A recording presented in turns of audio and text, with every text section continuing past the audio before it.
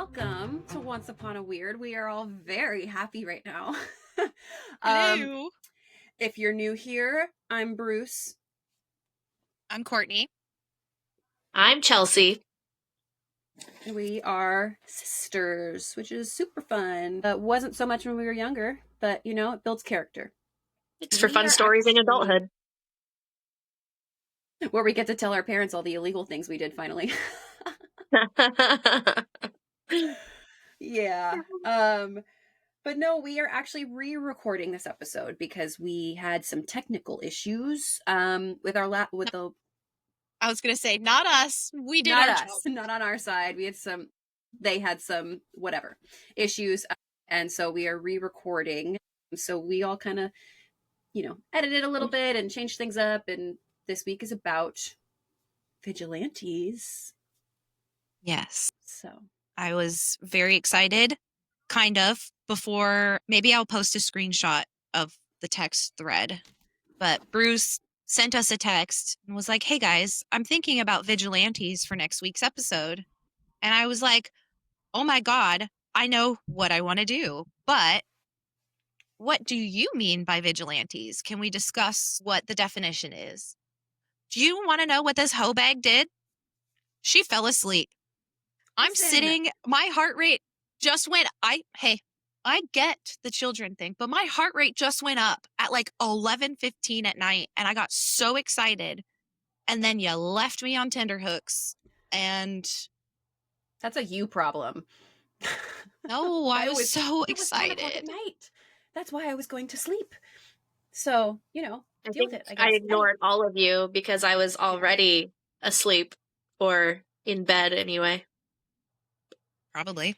Because it was 10 o'clock at night. So I will not apologize. Past my bedtime. Yeah. And here we are. We get to do it again. Yay.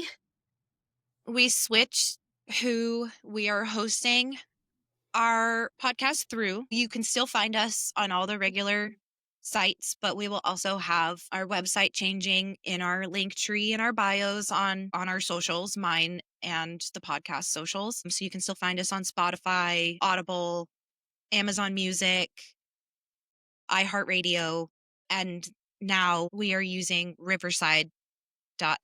So you will be able to find us also on there as well. So I'm hoping this works out better for us, and it already honestly feels like it is.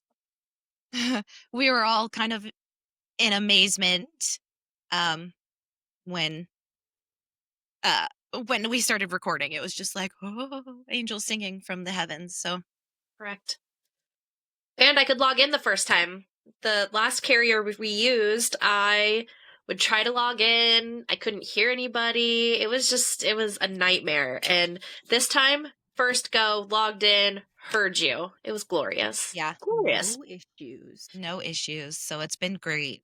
I mean, a lot of issues between the three of us, but no issues with recording. And Linda.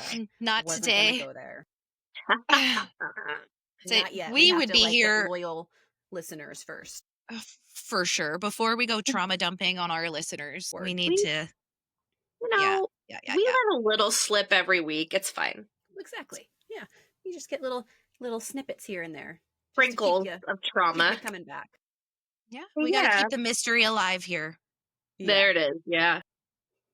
All right. Well, I am going to kick us off this week, and I'm going to kick us off with a story that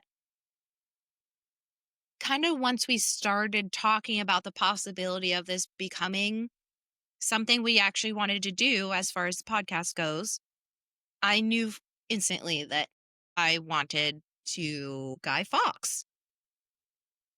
So I know not all of our listeners are from the United States. We have a Russian listener. Hello. We also have a listener in Ireland. Hi, Bobby. Yep. Hi, Bobby. That's wild, by the way. He's going to be I know, right? Yes. So most of the listeners are from the United States and may not be familiar with a British holiday called Bonfire Night. I'm sorry, my mouth is like really watering right now, and I apologize. So every year on November 5th, people all across Britain light bonfires and they shoot off fireworks and they burn a stuffed dummy of a guy named Guy. So we're going to talk about Guy Fawkes. But like I was saying, having grew up in the States, we mostly light off fireworks to celebrate things that we did right. So what we like to call the right way. But the British, they throw parties for things that didn't happen, and specifically a massive explosion that would have taken out their entire government. And at the center of it all was a soldier with a fantastic mustache and just a really bad idea. We love a good I feel like, moustache. honestly, I feel like a good chunk of us can relate. Because if I It's a let it go, mustache I ride. do have a I pretty do. impressive mustache. I do. Jesus, I wasn't going to go that far, but here we are. All right, so tonight, grab your tea, maybe a pint, don't bring any gunpowder, and let's talk about how a guy from Yorkshire almost blew up Parliament and ended up becoming a national holiday. So I'm sure most of you are familiar with the saying, remember, remember the 5th of November.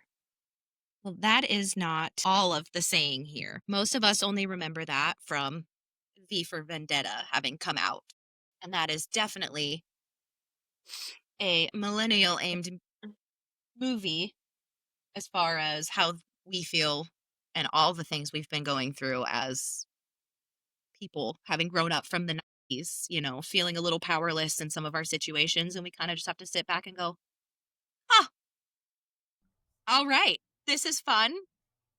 Let's go get Starbies. Like, what are we going to do today? Let's go to TJ Maxx. So let me see. Sorry, my dog is now talking at me. There's Floki. Sorry, I thought I had this pasted, so I apologize. I thought I had the full quote from Remember, Remember. So, yep. Hold.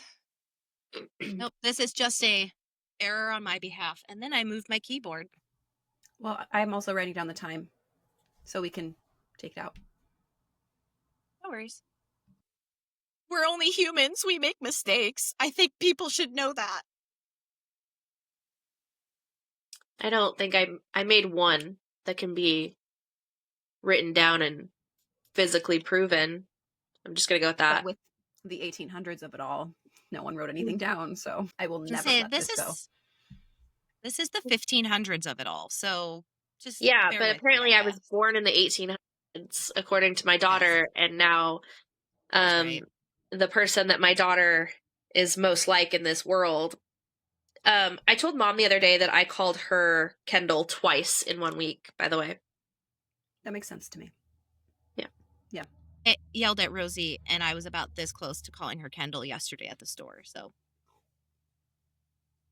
I will not apologize. You're both okay, raising all strong right, women. we sure are. Yeah. Okay, so the full quote to the Remember, Remember the 5th of November is sound a little replay-ish here. Remember, remember the 5th of November, gunpowder, treason, and plot. For there is a reason why gunpowder and treason should ne'er be forgot. So most people didn't know that there is a continuation of just, that first part. So let's get back to our Guy Fawkes. He was born in 1570 in York, a very beautiful city in northern England, full of cathedrals, cobblestones, and at the time, some pretty intense religious tension. England had broken away from the Catholic Church a few decades earlier. That move, the whole Henry VIII wanted a divorce situation, had set off a spiritual identity crisis that basically lasted centuries. So by the time Guy came along, being Catholic in England was kind of like being the one kid who still brought CDs to a Spotify party. I mean, you could do it, but everyone's gonna judge you for it. So, Guy's dad died young, and his mom remarried into a Catholic family. He grew up hearing about the good old days before England ditched Rome, and that stuck with him. He went to St. Peter's School, where a lot of the teachers were quietly Catholic. So you've got this kid sitting in a classroom in divided England thinking, yeah, system's rigged. Someone should really do something about it. And spoiler alert, he will. By his early 20s, Guy Fawkes was done waiting for change. So he left England and went to fight for Spain, one of the super Catholic powers of Europe, in the 80 Years' War. That's right, the man who would one day become England's most infamous rebel spent a decade working for another country's army. He was apparently really good at it too. He was brave, disciplined, and was really into explosives. Like if there was a Pyromaniacs Anonymous, this guy would have been the keynote speaker. Jake would need to go there. I know, right? Honestly, probably Mitch. So he called himself Guido Fawkes while abroad because, that sounds more European and mysterious. Still And, not over well, Guido. I gotta I admit. love honestly, I love a Guido. I'm sorry, a Guido with a good mustache. You cannot go how could you wrong. go wrong? You can't. I'm telling you. I'm He gonna should have name one of stuck my Well, with you handbags Guido. I please do it. I honestly looked at Kevin the other day and I was like, what a Guido. Like literally that would fit him almost perfectly. But Kevin, I can't go wrong. Kevin is perfect for him. But anyway, I digress. Guido with the mustache, go. Yeah. Whoa. Well, eventually, when he came back to England, he found the situation had only gotten worse for Catholics. And that is when he met some very persuasive friends. Ringleader was a man named Robert Catesby.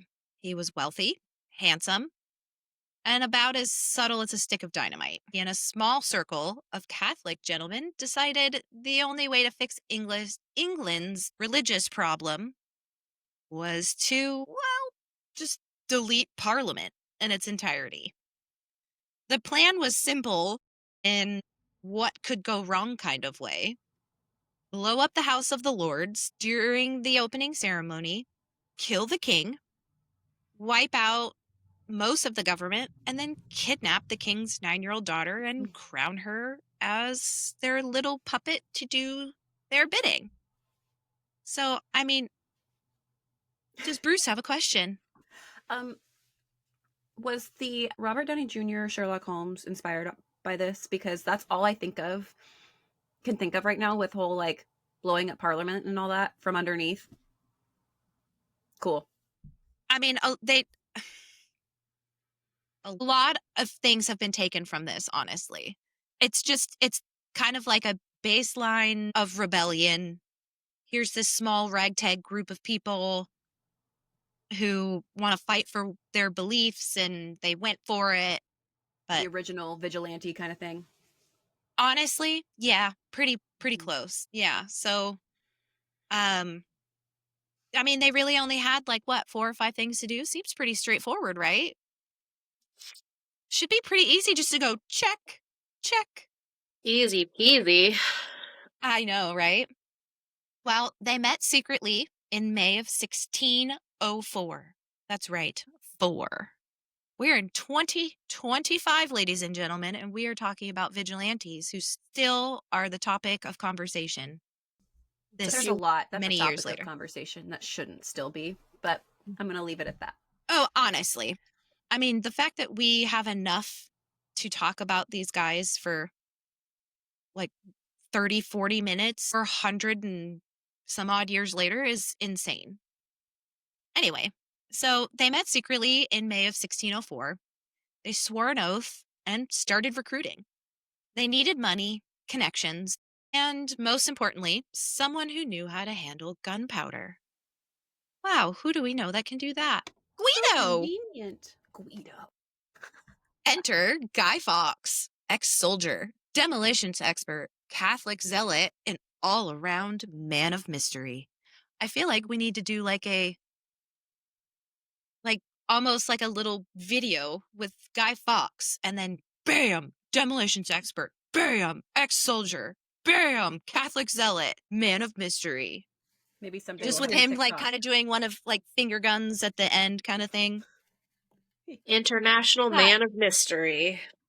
Honestly, Guido sounds like a man of many mysteries, but Guy does not. Anyway, so Guy seemed to be the perfect recruit. He had been away for 10 years. Nobody in London knew him, and he could blow shit up, because we all need somebody who can blow shit up.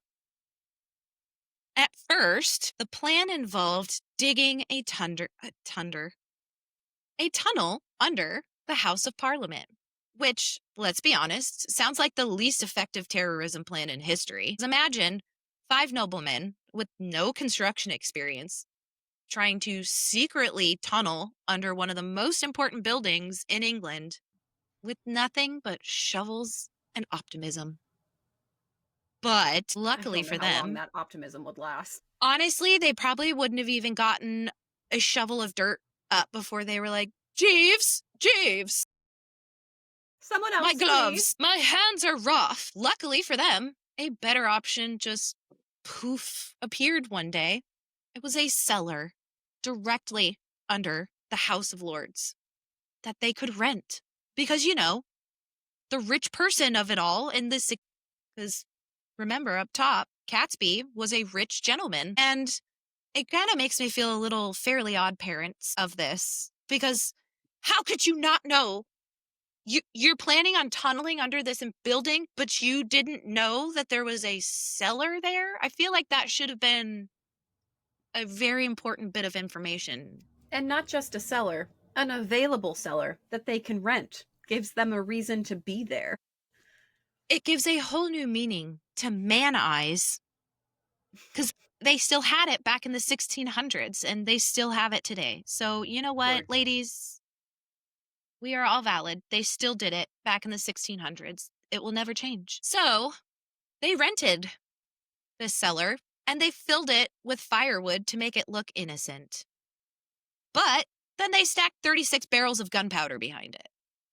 I don't know why stacking gunpowder behind firewood was a good idea. I don't know who though would go down to that cellar and be like, "Oh, it's just firewood. That's cool," and walk away. Like that's kind of where I'm confused, but Right. Like, do they know that this cellar was rented by somebody? And if so, why would you rent a cellar just to put firewood in it? If you have enough money to rent a cellar for firewood, wouldn't you have a house big enough to store firewood in it? Just some questions.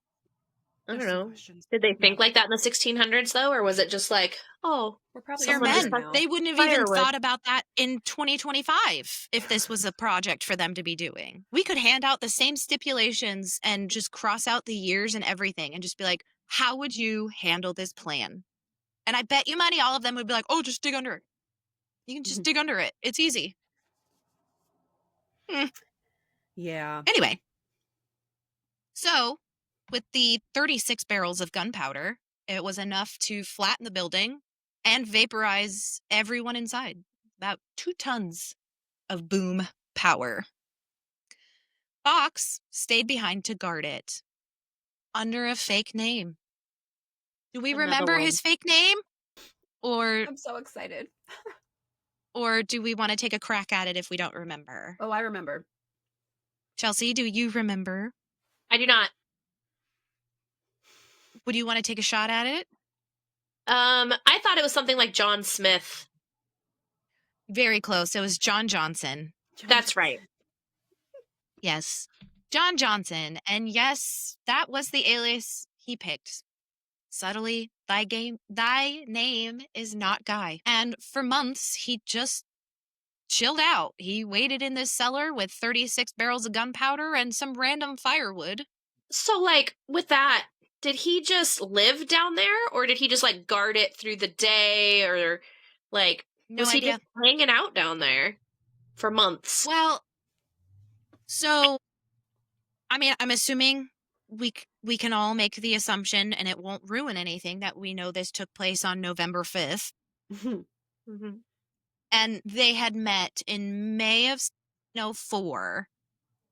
I believe that's kind of around when they were doing it. So he was really only watching it for 4 months. So he may have lived down there, but it didn't say if they had like found clothes or bedding.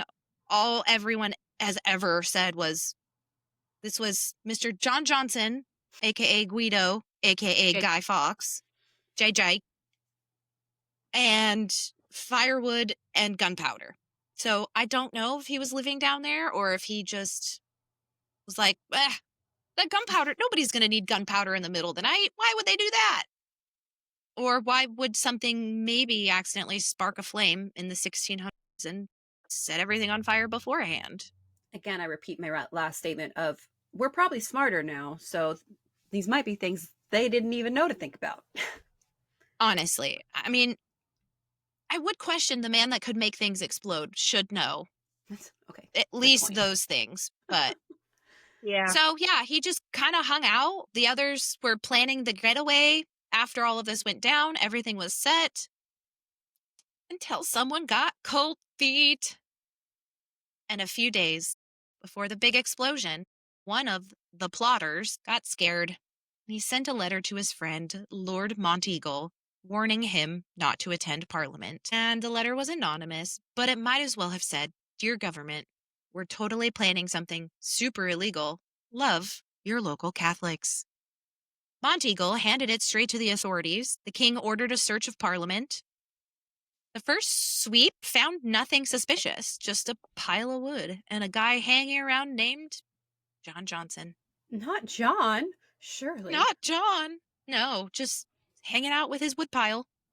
But King James, to his credit, had seen enough Scooby-Doo episodes in his day, and he ordered another search that night. And that is when guards found Guido Fawkes with matches in his pocket, standing over 36 barrels of gunpowder. He was arrested immediately, probably with the look on his face that said, well, that escalated quickly. Because you'd think it would have. But honestly, if I was John Johnson, I probably wouldn't have had matches in my pocket in a room of firewood and gunpowder. It just sounds like a bad combination. Maybe that was his getaway plan. Let's just blow everyone up. I mean, maybe. More power to ya. I guess. Fox was tough. When they asked who he was, he said John Johnson. When they asked who he worked for, he said Thomas Percy. I couldn't find if that was somebody who was in this whole plotter thing or if he just made this man's name up. Which, if you can make up Thomas Percy for somebody else but not for yourself and just be John Johnson, John that's Johnson. one thing. Yeah. John Johnson. When they asked what the giant pile of explosives was for, he said, to blow you Scots back to your mountains. You'd think a man who just lied about his identity and who he was working for wouldn't be that blatant with his response. But here we are. Yeah. But, you know, the English were like, torture. Torture sounds good. That will change your mind. And obviously, apparently, change your handwriting. His signature on his confession starts as an unrecognizable scribble, and it ends neat and legible. He finally gave up names of his co-conspirators, and the rest were hunted down or killed. Catesby died in a shootout, but the other survivors were put on trial. The charge? High treason. The punishment? Not fun. And this last portion, I would like to give a trigger warning for suicide, even though it is the 16th. We're just putting that out there. And in January of 1606, the conspirators were executed, hanged, drawn, and quartered. Fox, though, pulled one last stunt. And right before the news tightened, he jumped from the ladder and he broke his neck, dying instantly.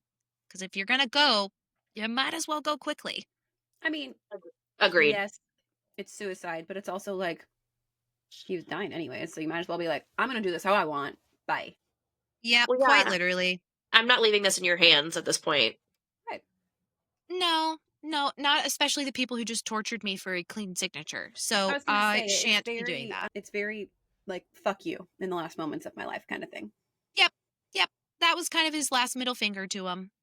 Well, the government celebrated its survival, and the king declared that every year the people should light bonfires to remember the failed plot. And so Britain That got kills me. bonfire night. Let's light Well, fires. that seems to be King James's last fuck you. to Guy Fawkes. He's like, oh, you want to break your neck and do this the easy way? Cool. I'm going to make sure people celebrate you once a year by burning effigies of your body in bonfires because you wouldn't let me do that to you before. And it's like every year we're going to tell everyone how badly you failed. Yeah, quite literally, yes. Yeah. So, as an American, that's kind of wild. It's like, hey kids, let's celebrate the time we didn't die in a fiery explosion by burning a human effigy, not an actual human, and eat toffee apples. You gotta admire their commitment, though, because 4 centuries later, they're still lighting stuff on fire about it. And over time, Guy Fawkes became more than just a failed bomber. He turned into a symbol of rebellion, resistance, of the idea that one person can change the system. Of course, that image got a modern reboot with the creepy smiling mask from V for Vendetta that came along. I always think about my friend Cameron because he has the mask tattooed on his arm when we watch this. Not to mention a friend of mine's husband whose birthday is November 5th. So happy birthday, Matthew. I know you don't listen, but that's fine. Not yet. Not yet, but I know Amy listens, so she'll tell him that he needs to listen to this episode. So now, in now times, nowadays, you've got hackers and protesters and meme lords wearing Guy's face as a kind of down with the system badge. And somewhere out there, I imagine the real Guy Fawkes looking down and saying, wait, I failed at everything, and now I'm a global brand. That's funny how history does stuff like that. Yeah, you don't get to choose.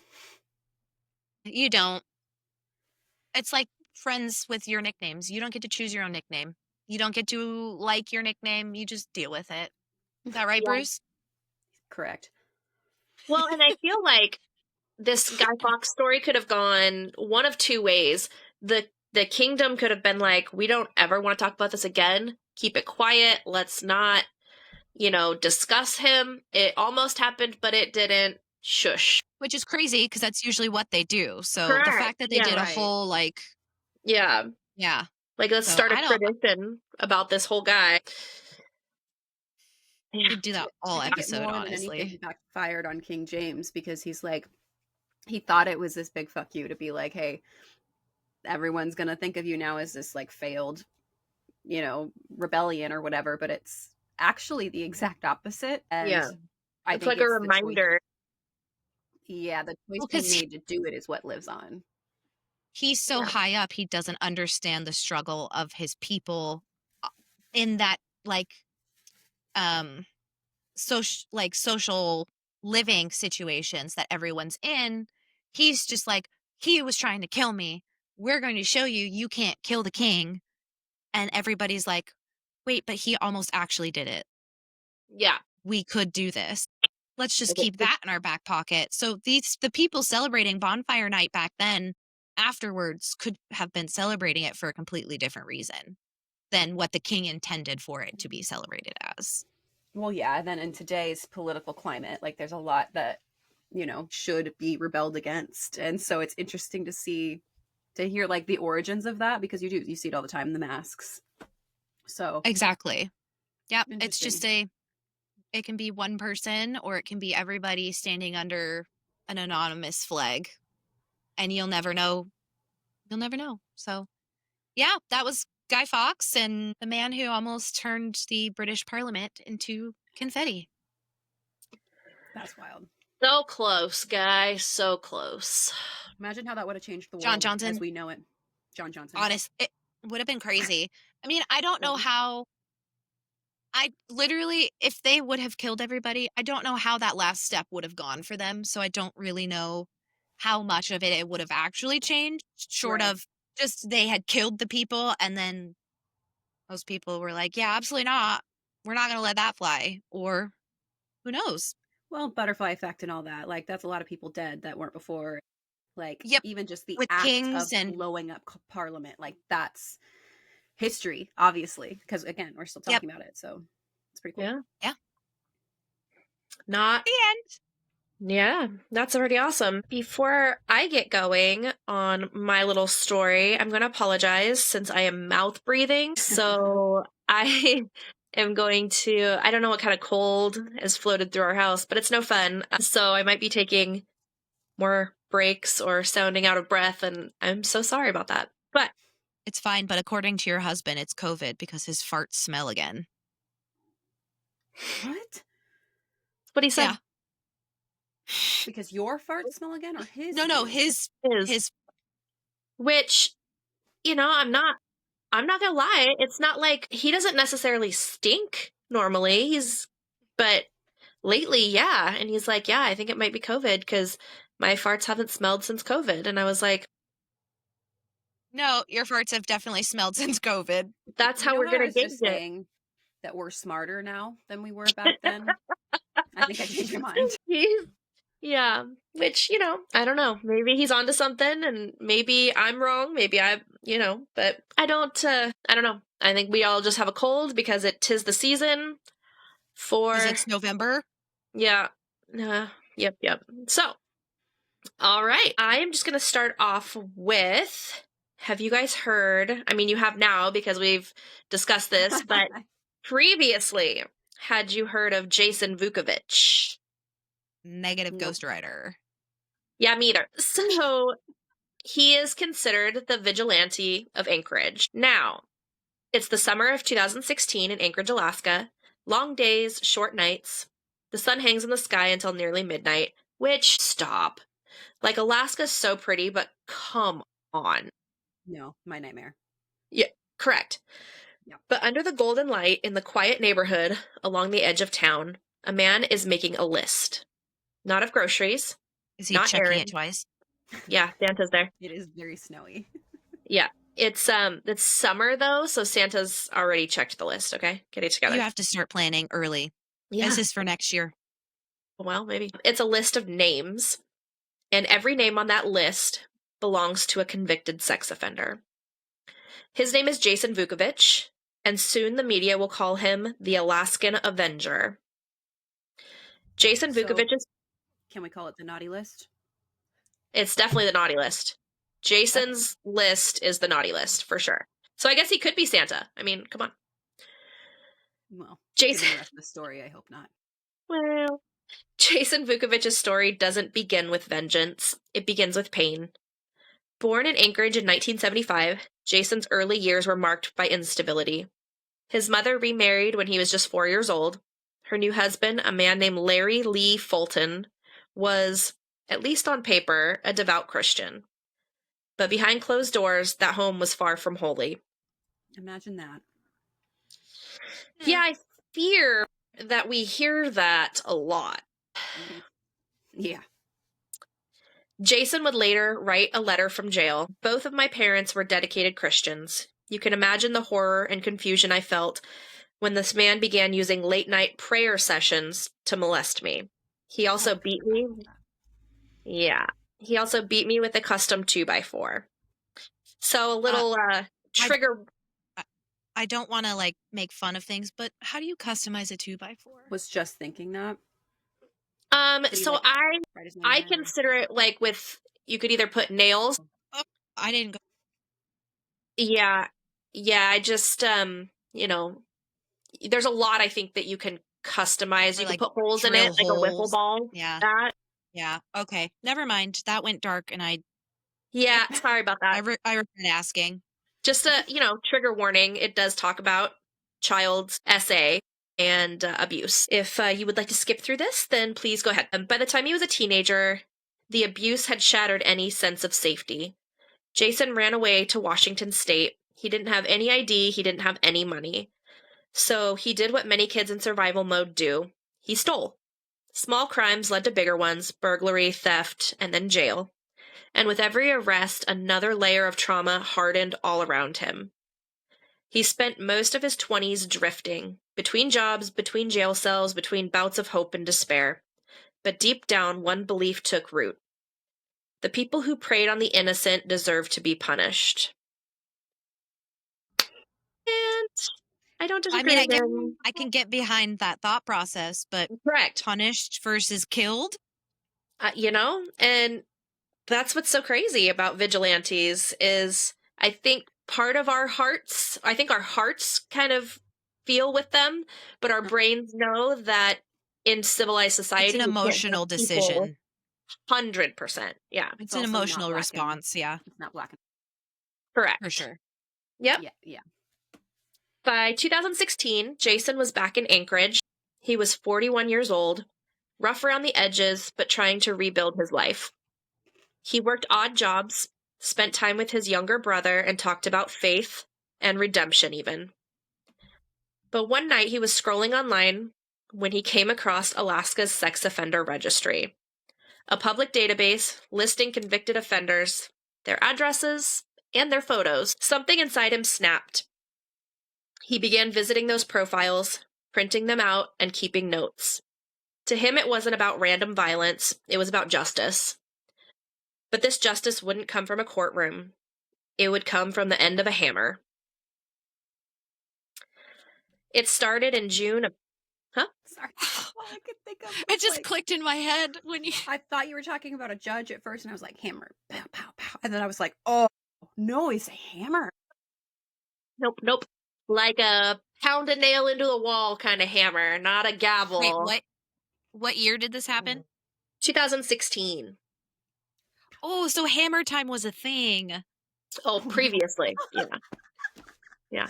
Should that be the song that plays on our Instagram posts for this episode? Hammer time. Yeah. Marking that clip. It started in June of 2016. Jason had compiled a list of 3 names, men convicted of sexually abusing children. He and a friend went from house to house, armed with a notebook, a hammer, and a righteous fury. Who's this Their friend? first... I don't know. It Honestly, is doesn't... he holding the notebook? Probably. Or just his lookout, maybe. Yeah, I'm not sure. Man, that's a good friend right there. Yeah. I feel like all this list is a giant checkbox next to each person's name written in crayon. And so when they go to like one door and he does it, the guy's like, okay, check. And Yeah. then they move on. Yeah. It's Guys, like when little kids we're not write... making light of all of this, but I No. definitely don't necessarily feel terribly bad about child They were predators. actually touching children. There is not Yeah. a loss in this world. Yeah. Yeah. Yeah. Yeah. Anyway. I'm just trying to make it easier for our brains to wrap around some of this. I apologize, Chelsea. I'm so sorry. No, you're just fine. It's nice because I can breathe while you guys talk too, so I'm catching my breath.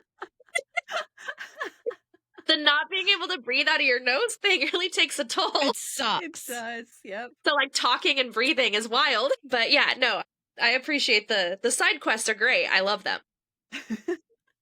But their first stop was the home of a 25-year-old man on the registry. Jason kicked in the door, confronted the man, and demanded that he confess. He struck him repeatedly and then robbed him before leaving. It happened again a few nights later. Another man, another home invasion. The third attack would be the most brutal.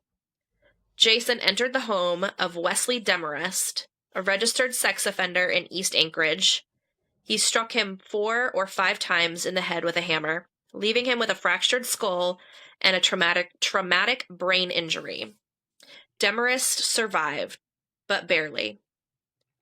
When the police arrived, the scene was chaos. Blood splattered the walls, a terrified victim, and in Jason's car, investigators found a notebook filled with names, addresses, and the words pedophile list. So did the friend just dip? Because where's he now? No, he gone. He said, "This is too heavy. I'm out." He did. He said, "Look, I was gonna help you, but I can't. Goodbye." I broke my crayon. I thought this was a fundraiser. I didn't realize we were hitting people. He said, "You know what? I just wanted this guy's lamp. Now I got it. I'm gonna go home. Bye." Is there a genie in it? If there was, that's why he took it for sure. For sure. Yeah.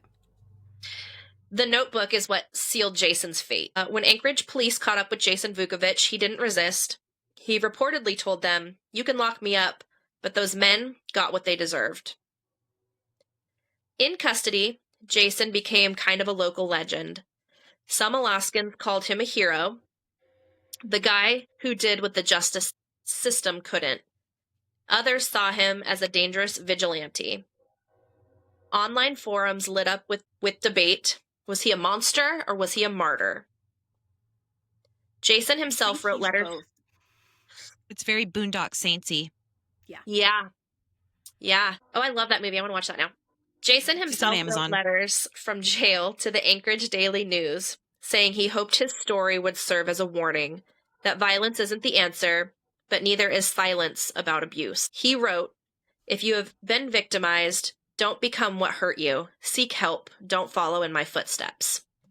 Which, every time I read that, honestly makes me tear up a little bit because it's so true. Like, I don't care who you are as an adult, you have something that you carry with you from your childhood or your early adulthood. And, you know, it's true. You have to take care of it. And that's part of the healing. But it just, yeah, that little part of his letter just instantly in my throat. It was a tragic. Sorry. Yeah, like I heard a comedian, you can breathe for a second, say one Thank time, you. he was like, listen, I'm 36 years old. At what point do I stop blaming my parents for the issues that I have, right? And then he goes, however, Yeah. have you ever been in a building with an unstable foundation on the 36th floor? Do you feel safer? No. Nope. So Correct. I like It's like building your house on sand. well, exactly. And so that's exactly what I was thinking of like, everybody has shit, everybody. And yeah, correct. I just appreciate that he was like, don't do what I did. Just don't. Like, yeah, they got what they deserve, but don't do what I did. Yeah. Your support system that you build for yourself is like the scaffolding for the ruined layers. Yeah. It'll hold everything up at the bottom, and it makes you more stable to the point where you can handle it and move on, and you can acknowledge what your parents have done, but that doesn't mean that you can blame them forever, because whether they did right or wrong, or in whoever's opinion, I'm like, your parents were still people, and they were all still doing this for the first time too.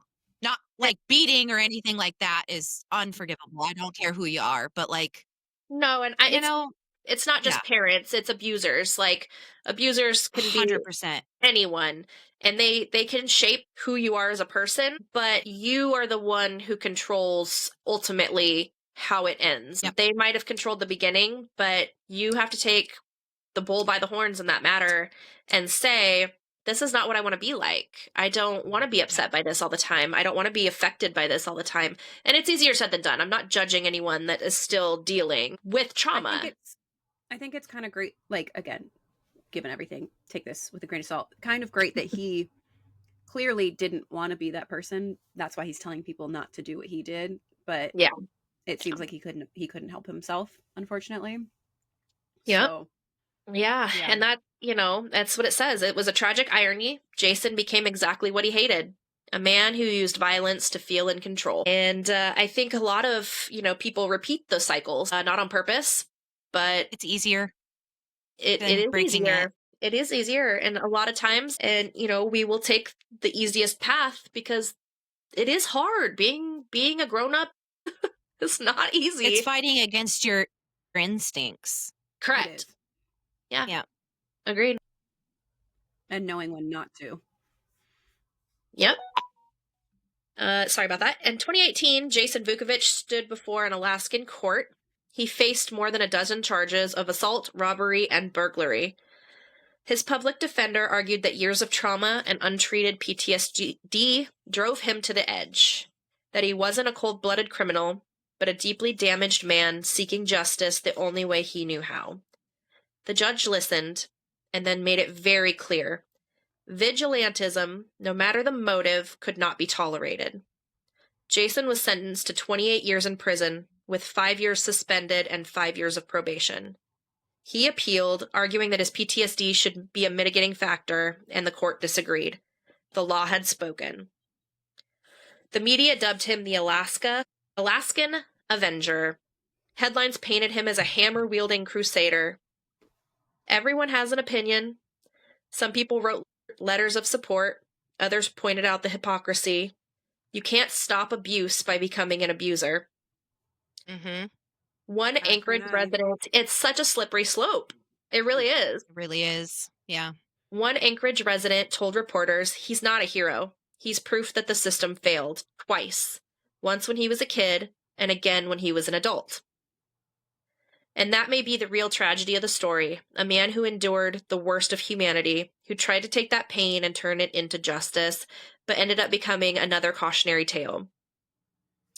From prison, Jason continues to write. He's spoken openly about his past, not to justify what he did, but to warn others about what happens when trauma goes untreated. In one letter, Good. he sounds very well-rounded, and I just, obviously we wouldn't have this story if it wasn't for him, but it just sounds like he was kind of like, dang it, like it Like I happened. went I and did feel the like thing I hate. Yeah. Well, I feel like because he almost it sounds like he feels like he was almost forced to do it because of all the untreated stuff. He did understand it was wrong. Yeah. Floki's talking. My pit bull's trying to talk to me and she's getting very mad that I'm not paying enough attention to her. Anyway, what was I saying? I apologize. Oh, you're good. I'm not sure. Yeah. There moment's gone. I apologize to listeners because that's going to frustrate the shit out of you guys because I will do that more often. And it'll happen again to us all. So Yeah. buckle up. Yep. In one letter, he said, vigilantism is a trap. It makes you believe you're right, even when you're wrong, but pain doesn't heal pain. Experts in trauma agree. Psychologists, got it, note that childhood abuse often warps a person's understanding of justice and of power. Left untreated, it can become a lifelong echo, one that demands to be heard, often through violence. Jason's case became a grim example of what happens when justice and pain collide. As of today, Jason Vukovich remains incarcerated in Alaska, serving out his sentence. He's in his late 40s now. He studies law, writes letters, and by all accounts has expressed genuine remorse. Whether he'll ever be released early is uncertain, but the legend of the Alaskan Avenger lives on, not as a hero's tale, but as a warning. I just feel like he got the help he needed and Yeah. he went to therapy and he understands where he went wrong because probably at the time of committing these crimes, he was in the mindset of, yeah, it's bad, but it's one of those necessary evils. And then afterwards he was like, oh, fuck. Well, honestly, when he saw that registry list, he was probably hardcore triggered, and it was probably Oh, something God. that he hasn't thought about in so long. And then to see that once he's back home, where he grew Just up, get which is punched in the already face bringing with up it. a lot. Yeah, like I can see Yeah. how you would feel like almost that fight or flight instinct of like, well, I have to do this, otherwise, they're going to continue to hurt other kids. So I can like, as horrible as it is, and no, I don't condone murder, like you can see where he's coming from, and then to be like, well, fuck, I became again the exact thing I hated, and it's a slippery slope. Yeah. To me, I think I feel for him. I don't sympathize with him, but I think in my mind, I could have justified his actions a little bit better had it been that he wasn't robbing people. Yeah. The first two, he beat him up, he robbed him. And then the third one, whether it reminded him of his stepdad, I don't know, but it increased. It went from, beating him up and robbing him to almost murdering him. And so it's like, was he going to escalate? Was he going to continue to escalate? And Probably. Yeah. Yeah. And unless the other someone part stopped him or he stopped him. Yeah. And the other part is, like, again, I know that it said that these were child predators, but I feel like so much is misunderstood about the sex offender registry. And we've talked about that before, where, you're put on a registry if you get arrested with a prostitute. Now, granted, I don't know if Public that urination.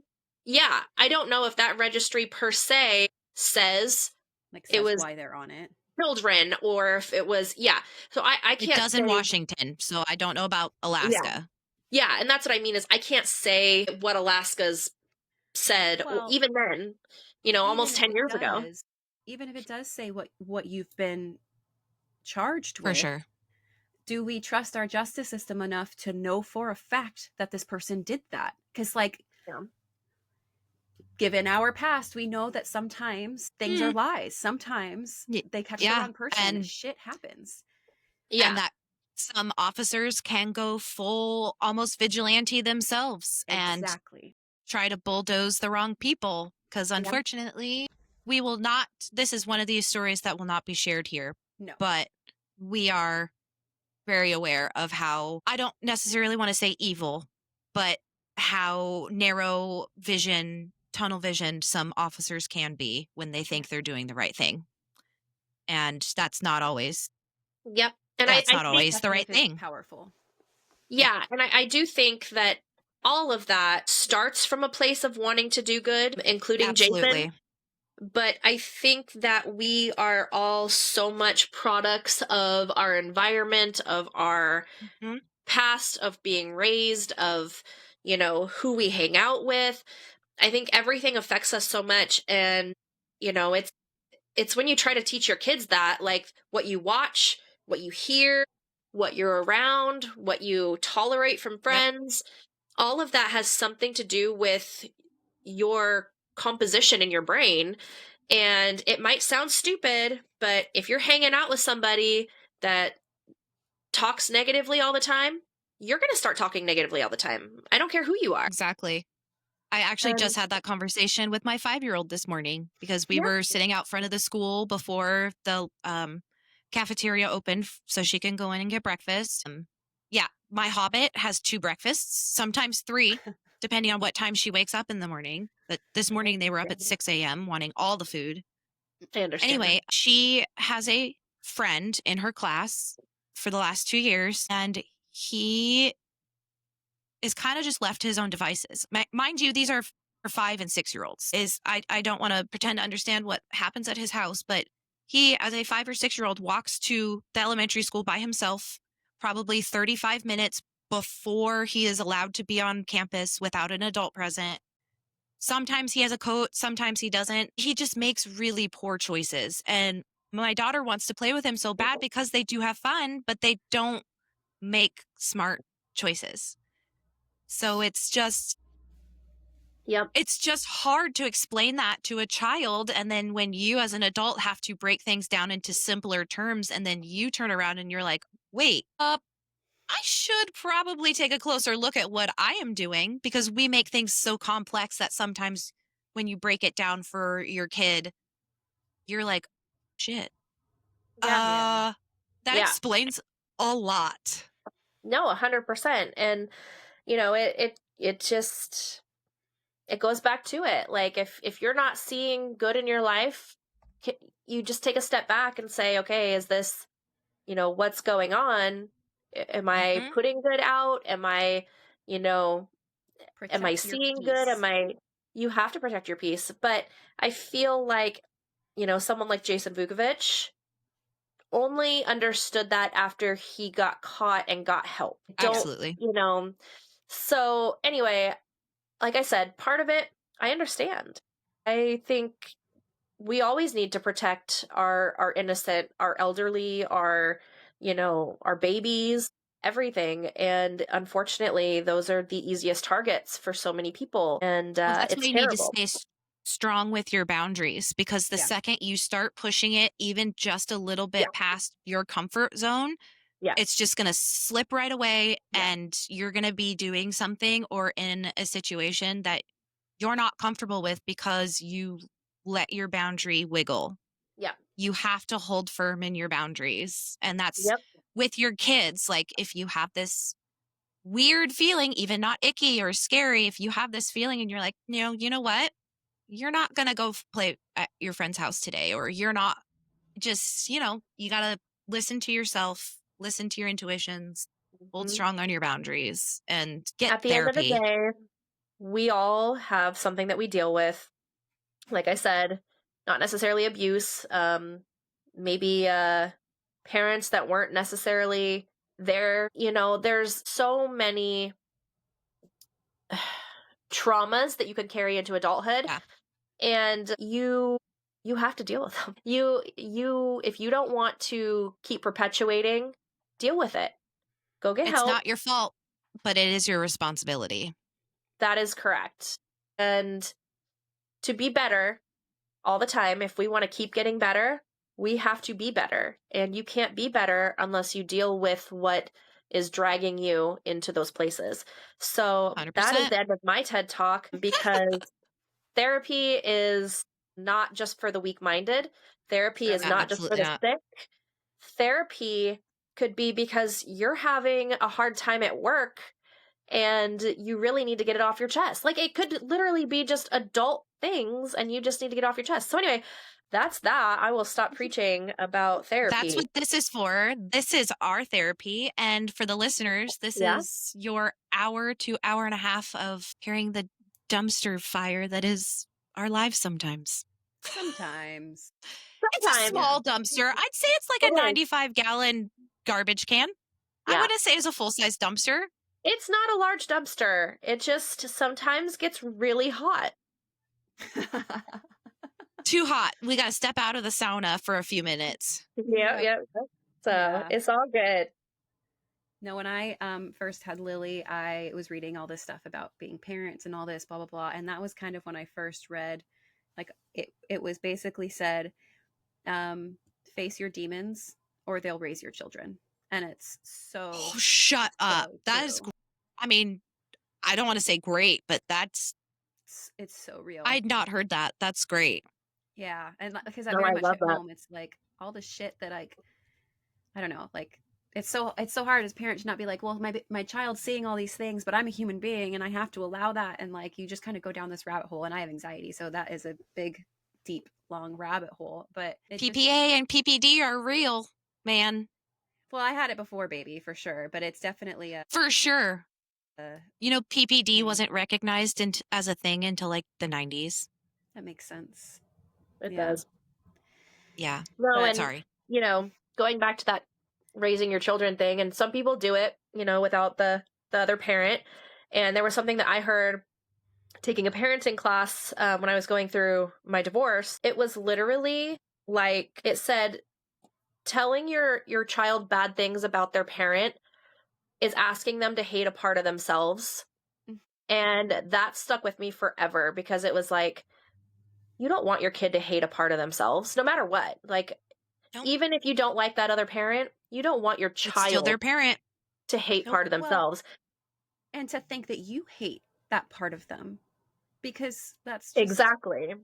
Exactly. true. And so again, that's just you try to be better all the time, because I don't want, I want as little trauma as my children can take into adulthood. Just enough to make them funny. Which I think they've hit their, Mm-hmm. they're pretty funny. I mean, we They're could make annoying. them funnier, but Yeah, They're they're annoying.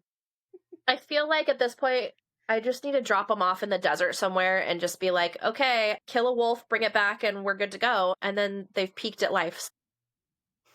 300. Yep. There Yep. you go. Yep. Yeah. All right. Well, I will dive into mine. I am no longer child free, so you might hear Lily kind of screeching. That's fine. We love hearing Lily. She is the best. Okay, so this one is very much more of like it started as like kind of a personal story, like not me necessarily, but I lived in in downtown Seattle from 2011 to 2016, I think, somewhere in there. And this was like the height of when Seattle had its real life superhero. His name is Phoenix Jones. And I shit you not, I am not making this up. This is not like a PR stunt by some company. This is like a legit guy that he was just like, fuck the crime. I'm gonna come figure this out. Well, before he was Phoenix Jones, he was Ben Fodor, just a kid that was adopted when he was 9 into a really crowded house in Seattle. Yes, Courtney. All I think of when you say Fodor Hodor. is, what is it? I think of Hodor from Game of Thrones. I think of Jeff the Talking Mongoose. Fodor is the guy who goes to the farm to talk to Jeffrey the Do you talking want something? mongoose. No. Oh, well, yes, but no. Simon Pegg is in a movie called Hodor for Door, Jeff the Talking Mongoose, and it's on Amazon. I'm 90% sure I bought it because I had to watch it. I think you're having a fever dream. I'm not. It's real. Mitch walked into the room and was like, what the hell is happening? Nope. I know it's real. So continue. That's just what I'm saying is remind me of Jeff the Talking Mongoose. Kevin looks very concerned at your story. Okay. I don't care. Okay. Once you hear about I will be doing Jeff the Talking Mongoose, whether I have to do a side little podcast to give you the full goodness of him, I will do so. But You do continue you, on. boo. Okay. It's going to be so exciting. Okay, so he was adopted when he was 9, large foster family, so it was really loud, like really chaotic, kind of a, like if you want to be heard, you kind of have to fight for it type of home. And, you know, his breaking point as he got older, and it kind of explains a lot from his background, was his car was broken into. And when he found it, the window had been shattered, and his little son cut himself on the glass, and there were people everywhere, and no one stopped this guy from breaking into his car. They just watched, and that was it, you know. And he said later that he realized that the world needed somebody that would actually step in, and so he wanted to become that someone. And so, Well, good intentions. Pave the highway to hell. Yeah, exactly. So he was a like MMA fighter, so it wasn't this some random fucking dude. Like, he definitely knew how to fight. Obviously he grew up in that type of home, so it's kind of like you cross MMA fighter, comic book, you get Phoenix Jones, right? So MMA fighter, hi Kevin, he poured $10,000 into his high-tech superhero suit. I watched The Incredibles. Where's my super suit? Yep. And so it's a Kevlar chest plate, stab protection, mask, taser baton, which I was like, yeah, I want one of those. I know. So he said that the outfit wasn't for theatrics. That wasn't what he was doing. It was to make sure that the police wouldn't confuse him for a threat. Now, Ben is a black man, so that is definitely, like, in today's, again, climate, and especially back then too, like, great messaging. For sure. Wasn't always, anyways, we'll get into it. So he starts patrolling, and he formed a team. It's called the Rain City Superhero Movement. And so it was 10 costumed heroes walking the streets of Seattle between 10 p.m. and 3 a.m.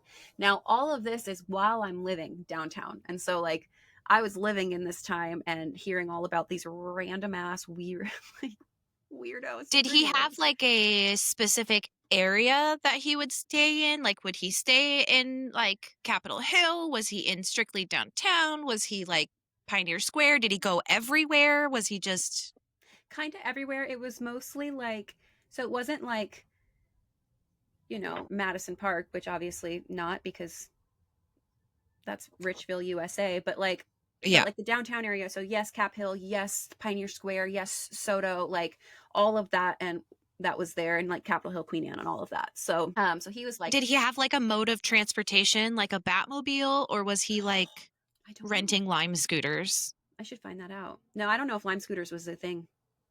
Oh, yeah, I don't think so yet. Not in 2011. Oh wait, what year is it? 11. Okay. Yeah, I don't think those were around yet. So he formed his team. Their goal definitely was stop crime, deter violence, hand out safety supplies, just be symbols of good in the city. And Phoenix Jones was their leader and kind of just led them throughout all of that. He called himself the protector of Seattle. And he had followers, he had news crews that kind of kept track of what he was doing, fans, and he actually did stop crime sometimes. In one story, a man tried to hijack a metro bus downtown, and Phoenix sprayed him with pepper spray and held him until the police arrived. So I wonder if it was Black Jesus. Could have been. Yeah, that was wild behavior.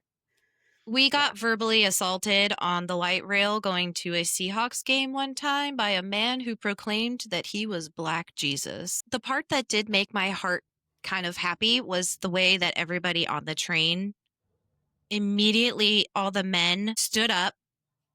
They blocked women who were sitting in the aisles, and they blocked this man from anyone like young or a woman sitting in the aisle. And I thought it was just phenomenal the way some of these people acted without needing to be asked. Like, they all just kind of like looked at each other, and then all the guys stood up They all started blocking people. Nobody took hands out of pockets. Everybody was calm other than this individual. But I just thought it was pretty cool the way that happens, because it doesn't always happen like that, obviously, because this guy's car got broken into. Yeah. And that's definitely what set him off for sure. And Mm-hmm. so that was one time that he was actually able to stop somebody. And then on another one, he broke up a bar fight. He did get his nose broken by getting punched, but he told reporters that it was worth it because at least nobody else got hurt. Um, Oh. so he tended to, run towards screaming people. He would sprint into street brawls. He stopped car break-ins because he didn't want the same thing to happen to anybody else. And, he just all around was a good guy and he wanted to do good things for the city. So now this part I told you guys about last time, but I promise to our listeners that it is real.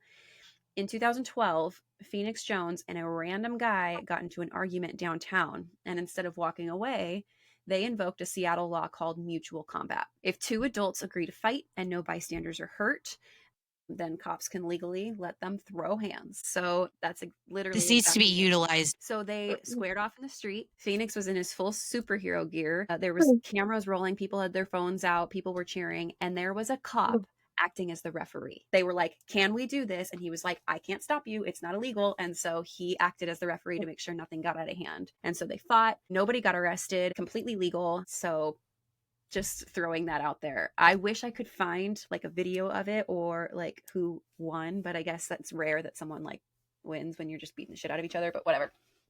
So, anyways, some things start to shift, right? Phoenix wound up pepper spraying a crowd outside of a nightclub because he thought he was breaking up a fight. Turns out they were dancing. So sometimes I guess that could Dancing, fighting, honestly, orgies. Who knows what's actually happening in these dance Yes. Look, parties? Yeah. there's slapbox parties, and who's to say? Who's to say? I You love a can slap watch giving. people slap each other on sports TV now. Yeah, exactly. Yeah, We need to I'm make like the Ocho for like combats in Seattle. Yeah, which I'm going to just say, I find that to be the dumbest sport known the to slapping. man. You just stand there and Slapping? let someone slap the absolute dog shit out of you. No, get a life. Find a real sport. Goodbye. Get a life. Yeah. Seriously though. So that was an issue. He was actually arrested for assault and then the charges were dropped.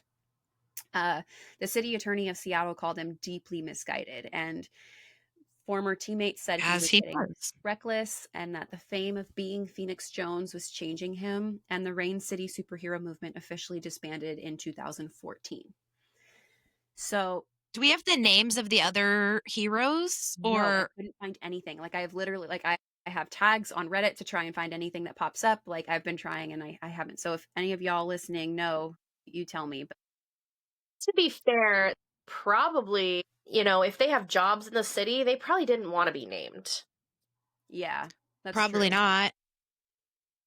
Honestly, if this guy would have just made like a neighborhood watch, he probably would have worked out way better in the long run and probably still going. You would think, well, I don't know. There's been a lot that's happened in Seattle since Oh, 2014, yeah, no. but Neighborhood watches could not have stopped what has happened in Seattle since then. But I yeah, meant just like exactly. for the car break-ins and just things of that nature. Yeah. So fast forward to January 2020, and Phoenix Jones hasn't really been in the news for a long time. After everything got disbanded, he was patrolling solo. You'd still see him out in the streets, and then out of nowhere, you see some headlines, and it's Seattle's real life superhero arrested for selling drugs. Detectives, Gotta make a living somehow. apparently, Guess detectives said so. they received a tip that Ben was dealing Molly, which is MDMA and cocaine, and so they set up a sting. And where else would you arrest someone known for being the superhero in Seattle than Starbucks? So here we are. We're in Starbucks. Undercover cops meet him there. They hand him three. Is Or it the first one? This is the first one. Yeah. No, I No. meant like the first No. Starbucks. No. The first Starbucks Damn. wasn't a store. It was a cart. But anyways, I won't get into that. Paid him $300 via Venmo and watched as he handed over what he said was Molly. The lab later confirmed that it was, and so they set up a second sting. This one also at Starbucks, and this time he agreed to bring cocaine to share and party with. Police moved in. Is it at least a different Starbucks, or is he meeting at the same one? It's the same Starbucks. Yeah. So the man who once patrolled the city to stop drug dealers became one himself. And I will say, this is because we pre-recorded this. I found this out in between. It was rumored that he originally became Phoenix Jones to try and get the drug dealers away. Chelsea, you sent me this, I think. Away, like out of his turf. Yeah. To keep, that's literally, so I had told the girls, I maybe vaguely heard of this, even though I lived just south of Seattle, you know, but I didn't really know about it.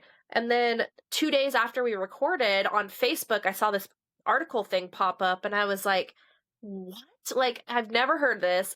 I just see it after we record.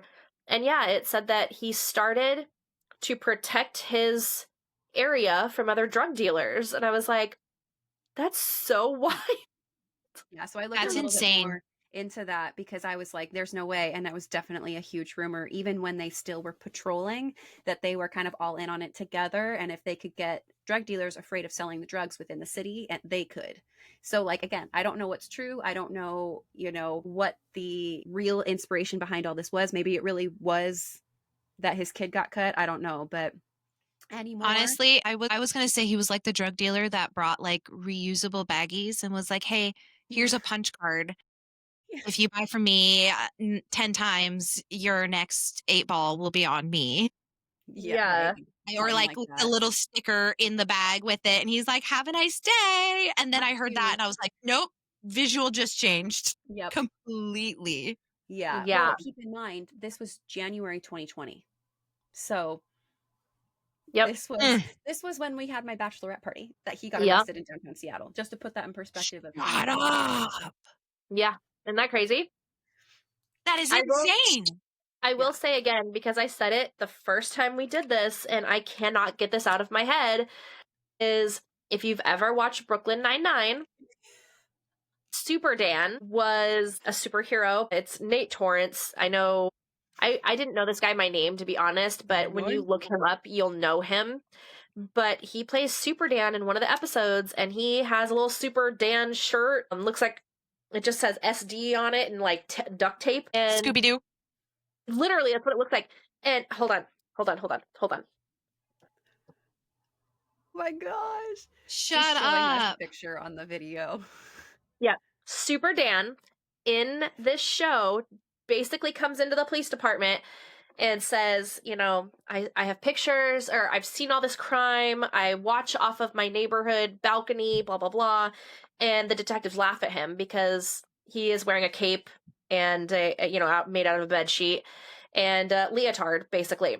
And so it comes later that he actually has pictures of a bunch of drug deals going down that they could really use, but because they made fun of him, he doesn't want to share with them.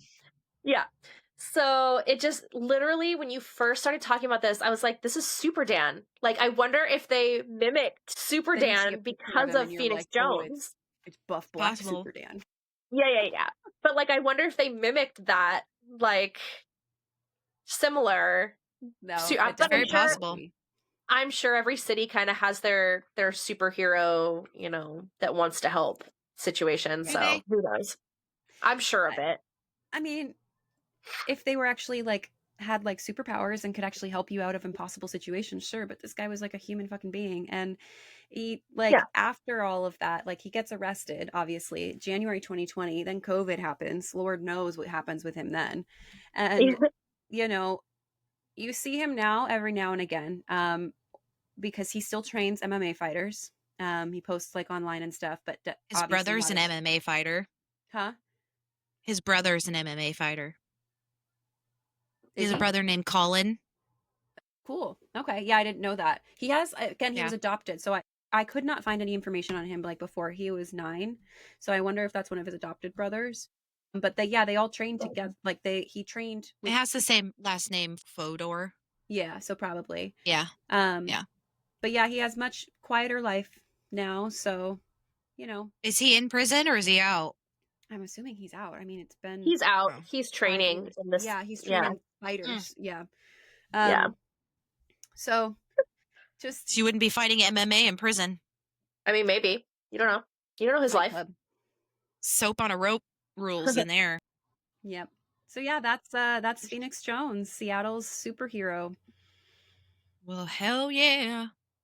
Yeah, Yeah. I honestly, like, when it comes to vigilantes, I never really considered them as a group before, but when you look at it, Me you're neither. like, they're literally just a group of, I think, well-meaning people that went off the rails. Because, like, if you're okay with harming somebody, this way, are you You're okay the with murdering problem. people?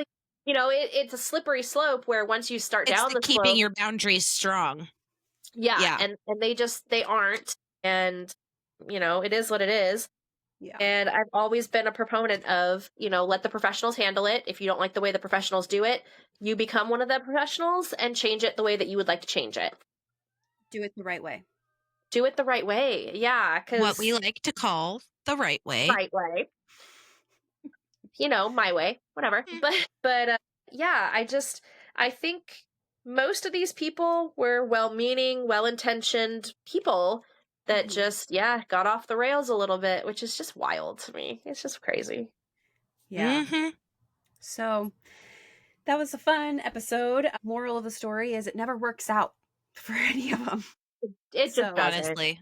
No, but next week, and I have to tell you guys because I forgot, again, we were re-recording this. So we are all going to be staying in an Airbnb on Lake Sutherland later this month, which is the Mhm. lake right next to Lake Crescent that I talked about in our first episode. So we're going to be heading over there and recording our very first episode all together. So that'll be a lot of fun. Obviously, we'll have video too and audio, but we'll get to kind of talk about things. And our theme for that week will be lighthouses. So Yes, I'm so that's gonna be a excited. good one. So that episode I think is going to be released. Is it the third? The first December week 3rd? of December. Yep. First week of December. But next week's episode is going to be about Kevin. not Kevin, cults. Not Kevin. Cults. We could do a Kevin episode. Look at him. He is really weird, Can we just pick famous Kevins or weird Kevins right? Ow, ow. or criminals with names that are Kevin? I'm sure we could find those. On that Kevin note, I have Bacon, to quit chewing on your mom. run away. Yes. Please Yep. hit us up on Instagram. Our email is onceuponaweird25@gmail.com. I will make a post kind of giving a brief explanation as to what is happening and why we sound so good this week. So, we love you guys. We will talk to you guys next time and get ready to learn about some cults, y'all. Bye. Have a great weekend. That's wicked, y'all.